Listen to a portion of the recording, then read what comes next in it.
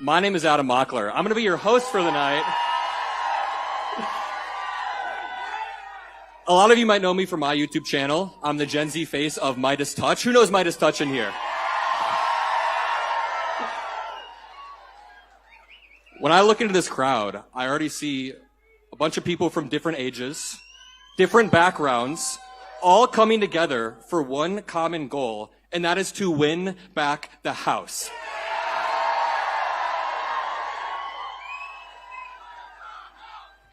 The House. Flip the House. Flip the House.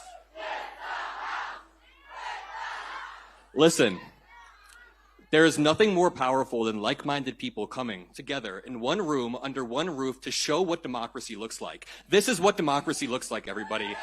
These MAGA freaks who are claiming they are America first, that is not America first. I see diversity in this crowd. Diversity is America. We are America. This crowd is America right here. And in America, democracy is important. We are currently building on the ground and online movements at the same time so we can beat this gangster regime and stop what they are doing. Now, listen, when it comes to on the ground stuff, it's very important to be on the ground, to be organizing. We had some protests in June. How many of you were at the No Kings protests? And I have a question. If we did another protest next month, how many of you would stick it to the regime? This is the energy. This is the energy that we need. This is the energy that will push us over the finish line. A bunch of like-minded individuals pushing back. Now, 1 million rising. Now, aside from the on-the-ground movements, we have online movements. We have the Midas Touch Network that is currently beating Joe Rogan. Beating Joe Rogan. And it's because of you all. We are taking power from the people who have been screwing this country over for decades, and we are returning it to you all. It is a non-centralized movement where everybody in this room can be a power block for the next stage of the Democratic Party. Tonight is going to be a sneak peek. If you want a sneak peek of the next era of the Democratic Party, pay attention to the leaders that we're about to bring out on this stage. And listen, you guys get to be the power block. You guys get to be the people that push the Democratic Party in this direction. Midas Touch is online beating Fox News. You guys are on the ground beating MAGA. Beating Fox News. We are beating Fox News at Midas Touch. That is insane. And listen, we the people, listen, I know the past 6 months have been quite grim. It's been challenging for a lot of the people in this room. For everybody in this room, and that's because this regime is currently kidnapping people off of the streets. You know what they're doing? You know what they're doing? They are waiting at immigration courtrooms. They're waiting there at immigration courtrooms just to pick people up. People who are following the processes. Yep. They're also passing these disastrous budget bills that will strip Medicare away from 17 million people. And this dude got into office, and rather than, placing tariffs on one country or placing tariffs on one place, he places tariffs on the entire world, the entire globe, except for Russia and North Korea. Is that not weird? So listen, despite all of that, there is still hope. There is still a lot of hope. They thought that we were going to be done. They thought that you were going to be done. You were going to submit. You were going to lay down. That's what they thought. That's what they wanted. But you know what we did? We won't back down.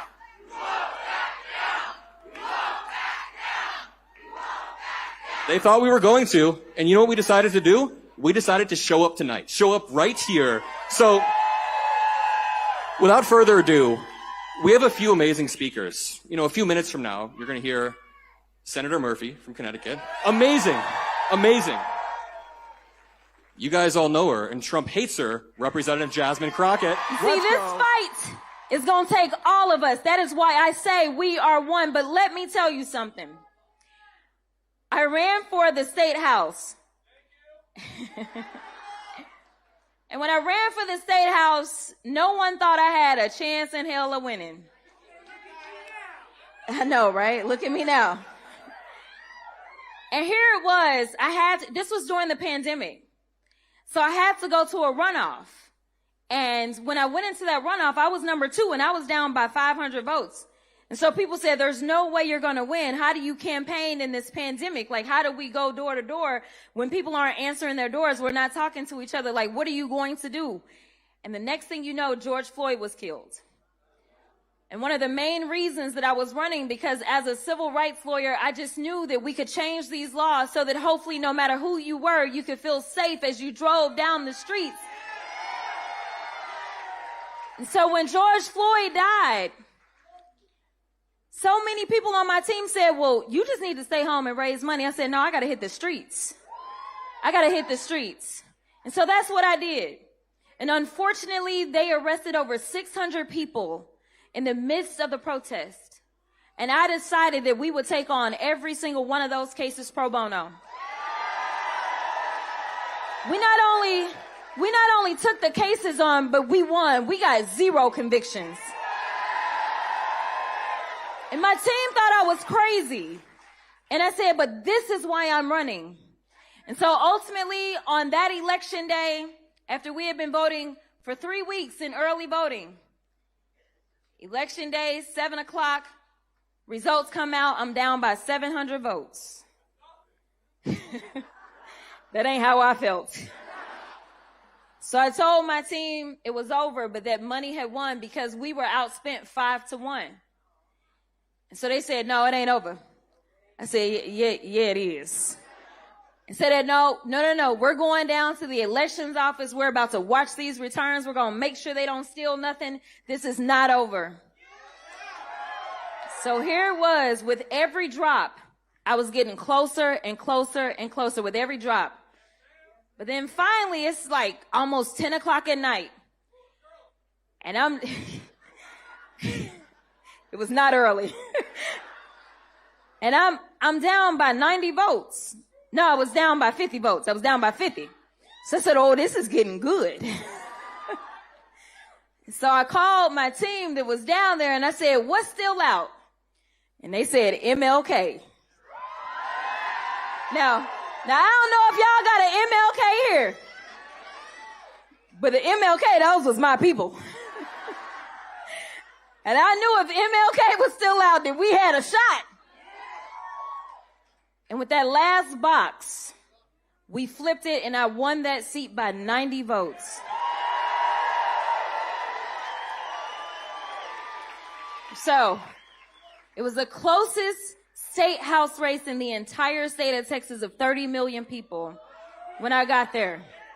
So I was a thank you Lottie into the Texas House. Hey, here's the big news today. It's my birthday. I'm celebrating with you. And I want 2 things from my birthday. I want 2 things. Hold on. I want 2 things for my birthday. The first thing I want is I want at least 2 House seats in Arizona for the Democrats. And here's the second thing that I want for my birthday. I want the Epstein files.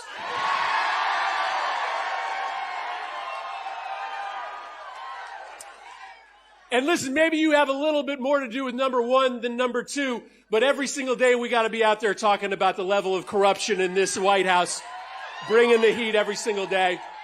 What I know about how democracies get destroyed and how they get lost is that the regime that is trying to turn that country, that society into a totalitarian state, they have one key goal, and that is to silence dissent. Right? To try to destroy the ability to speak up. And so, see what Trump is doing. See his assault on journalists. See his assault on higher education. See him trying to bully law firms, trying to lock his political opposition up as part of that key tactic, trying to silence us into submission. We are not going to be quiet in this moment of peril for this country. This is a moment where we can solve the problem for us. He thinks that by trying to bully a handful of institutions and individuals, that you will decide that it's just not worth it to speak truth to power. He's wrong about that. He's wrong. But let me tell you a little bit about how we rise to this moment, how we make sure that we are appropriately speaking truth to power. One of Donald Trump's specialties is distraction, right? Anytime some big new corruption scandal hits the newspapers, he tries to distract you. Anytime he's giving away another handout to his billionaire friends, he tries to distract you. And so we need to keep our eye on the ball. We need to make sure that everybody in this country knows that if your prescription drug just doubled in price, that's not because of an immigrant coming to this nation. That's because of a greedy drug company that's gouging you. We need to tell people that a gay kid or a transgender athlete is not responsible for you getting denied insurance coverage for a key medical treatment. That's a rapacious insurance company that's trying to screw you. A Palestinian student didn't deny you a small business loan. That's a bank who cares more about the corporations and the billionaires than about you. Don't let him divide us from each other. Let's tell the truth about the real threat to this country. And the real threat isn't immigrants, it's not transgender kids, it's not teachers, it's not union members, it's not imams. It's billionaires, corporations, and their enabler-in-chief, Donald J. Trump. Donald Trump's approval on immigration has dropped 10 to 12 points since he took office, and 70% of Americans want him to focus more on lowering prices. So his priorities are all off. And the people in this room, the power we're building in this room, this is how we explain. This is how we win back the House. And I want to pass it over to Senator Murphy really quickly. You could touch on immigration as well, but as I walked out here, someone in the audience asked me, what do we believe? What do Democrats believe? What do Democrats want to fight for? So I want to ask you, Senator, we can't just be the opposition, the anti-Trump party. And you put out a really good Twitter thread yesterday about all of the corruption that this administration has done. And it's very poignant, but we also have to put forward a forward-looking message. So what happens when Democrats win back power, and what's your plan? Hey everybody, Adam Mockler here. Stick around until the end of the video because I want to show you the exciting panel that we all did together after, and near the end we really begin to talk about where the Democratic Party is going to go in the next steps. So thank you to everybody I met there. Kim, Elijah, I remember everybody's names and faces. It was amazing meeting a lot of you. And if you want to come to the next one, you can click on the top link in the description, won'tbackdowntour.com. I believe it's in Omaha, Nebraska. We're going to continue doing these as long as you guys continue to show up and support. Finally, make sure you drop a like and subscribe on the Adam Mockler channel to boost this, share it around, and watch until the end. Thank you. Yeah, listen, I think this is exactly right. There are so many people sitting on the sidelines today who didn't take part at all in the 2024 elections because they believe that democracy doesn't work whether Republicans or Democrats are in charge. They frankly think that both parties are corrupt. And here is a moment in which we need to be able to do two things at once. So yes, we need to expose this level of earth-shattering, nuclear-grade corruption that's happening in this White House, right? And we can't let it start to become normal or to feel that this is just what we have to accept. I mean, think about what we just learned this week. What we learned this week is that Donald Trump is accepting this free plane from the country of Qatar, and we are now going to spend $1 billion of your money to upgrade it to let him take it when he leaves office, right? That's outrageous.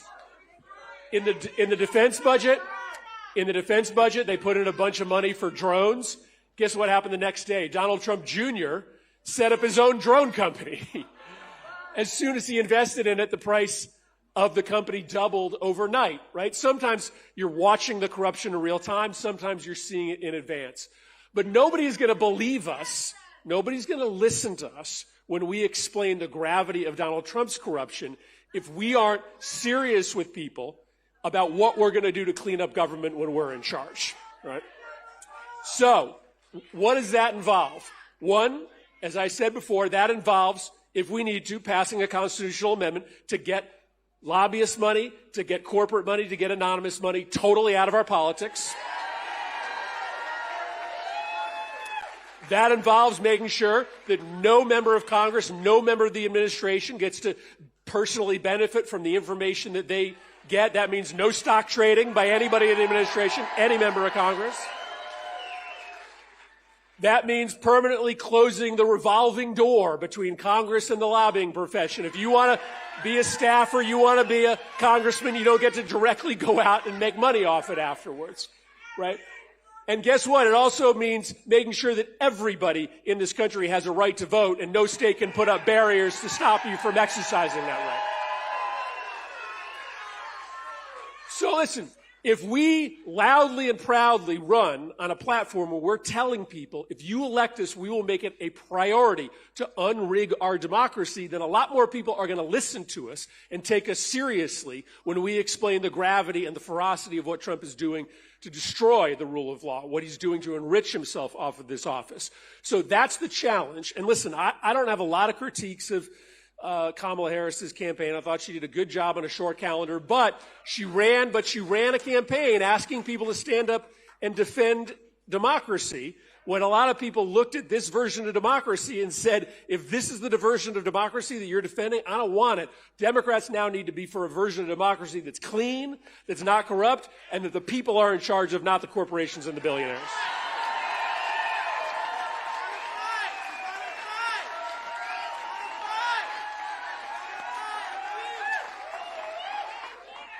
Representative Ansari, I want to hear what your forward-looking vision is for the future of the Democratic Party.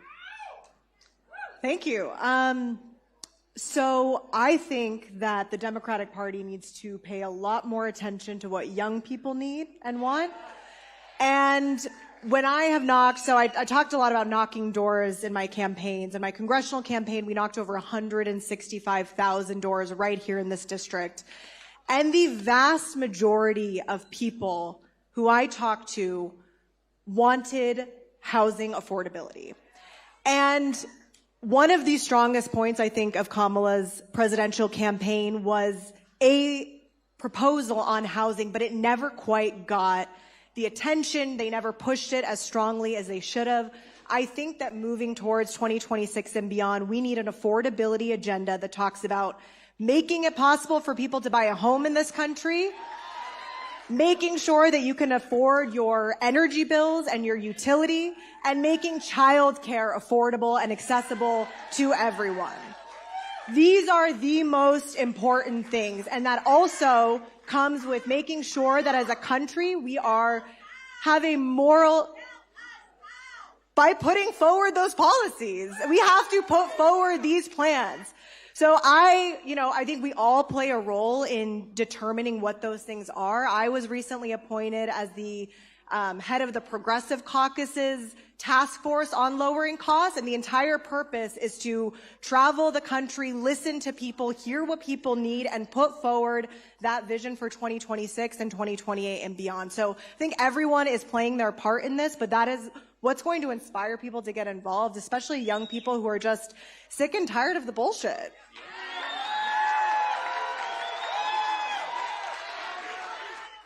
Are you telling me that tariffing lumber from Canada and putting tariffs on the entire planet doesn't lower the cost of housing for my generation? I guess not. You know, just to be clear, tariffs are paid for by American companies. I just want to make sure that we're all on that same page. Representative Crockett. Can I? Oh, I draw my cards. It's all good, though. Okay. Representative Crockett. Yeah. No, I guess Crockett. I want to hear your forward-looking vision for the party. You're very clearly a rising star in the party. So how do you want to piece it back together? Yeah. Well, for me, I'm real aggressive, if y'all haven't noticed. So my vision would be a very aggressive one. But I do want to follow up because I know that there's a young lady that continues to ask questions about how. And I want to make sure, I hear you, I see you, honey, I see you. So I want to do things like, I don't know how many of you are familiar with the fact that we have a corporate housing issue that's popping off right now, right? Where you have these corporations that are buying up housing, and so it's causing us a problem as it relates to how much we're paying So we've got to make sure that we have policies that deal with that. But then you start to talk about things such as the tariffs. And so many people did not understand how much we do as it relates to international trade in general. And right now, I need y'all to understand that even if we get the White House back in 4 years, which I feel very confident we will do, I need you to understand that if you have a glass and you throw it against the wall and it shatters just like that. But then you try to put that back together. It is not going to be the same. And so what we have to understand is that I do want to be aggressive because we're going to have to be aggressive because here's the deal. Because some of the things that have been broken, such as some of our trade agreements, they may not come back. We may have trade partners that just will not trust us because we put him in office not once but twice, and he failed us on trade policy before, and he's going to fail us again. So now we will have to basically put ourselves into a situation in which we are leading the world in a number of spaces so that people cannot avoid us. Whether it is making sure that we get back on track as far as education is concerned, because they're doing everything to defund education. And we know that the history in this country is that is how you get upward mobility. So what are they trying to do now? Make sure that people are not going to be in that type of situation. So when it comes to AI, we really need to be leading the world. We've got to make sure that the United States has something that you can't get nowhere else. Whatever that is, because we are going to be in a real trade deficit. I just want to be clear about that because we have been doing really good with trade, but now we're going to have a number of problems. So we've got to, number one, deal with corporations, whether we're talking about how much money they're saving on their taxes, and so they're not paying their fair share. We definitely got to listen. The last time we were able to balance a budget, it was a Democrat that did it. Every time there's a cleanup on aisle 9, they seem to come and find a Democrat to do it, and then they get amnesia, okay? So I'm telling you, I am confident. It doesn't matter who the Democratic nominee is going to be, we're going to win. But what are we going to need to do then? For me, it's getting aggressive. Now listen, I'm not going to say this is what we're going to do, but I'm telling y'all what my vision would be. Number one, this Supreme Court is corrupt. So again, serving on the Judiciary Committee, there are bills that we have put into place. We need to have some real guardrails around this Supreme Court because the Supreme Court has paved the way for half the stuff that we see that's going on. Listen, Donald Trump is a piece of shit. Okay, we know that. Yes. He is. But in a functioning democracy, he still would not be able to get away with this. But he's been able to get away with this because the House Republicans are complicit. He's been able to get away with this because Senate Republicans are complicit. But most importantly, the courts, especially the Supreme Court, is complicit. And so I think one of the places that we have to start is we are absolutely, they are the highest court in the land, and they have no ethics guardrails. Now you go down to the lower courts and they do. How much sense does that make? When we know that they're taking money, we have the paper trail, and they refuse to put guardrails on themselves, so it's time for us to do it for them. So for me, that is absolutely one of the surefire ways that we can protect our democracy is if we put some guardrails on them. As someone, I talked about breaking quorum in 2021. As someone who broke quorum because we were seeking the passage of the Freedom to Vote Act, which would have taken money out of politics, as we were seeking the passage of the John Lewis Voting Rights Advancement Act, that would have made sure that we wouldn't end up in situations like what we're facing in Texas with redistricting. So it also would have made sure that it doesn't matter if you're casting your vote, say, in California or if you're in Texas, you would still have equal access to the ballot box. Unfortunately, in a state like Texas, we don't have online voter registration. Unfortunately, in a state like Texas, they have decided that they want to criminalize those that go out and try to register people if they make a mistake on their voter registration. We cannot live in a country where we say everyone has equal access to the ballot box to decide who's going to be the president or who's going to serve in the Congress, but it's only easy if you're in a state like California. No, we need to equalize this thing. So again, if it's my vision, I'm aggressive. So for me, I don't serve in the Senate, but I would get rid of the filibuster if it means that we can, for voting rights, because we don't get rights to repro, we don't get rights to healthcare, we don't get rights to education, we don't get any other rights if we don't have the ability to access the ballot box. So, those are the things that I would do. I would get aggressive on the Supreme Court, and I would get aggressive about making sure that we equalize this thing so that we can all access the ballot box.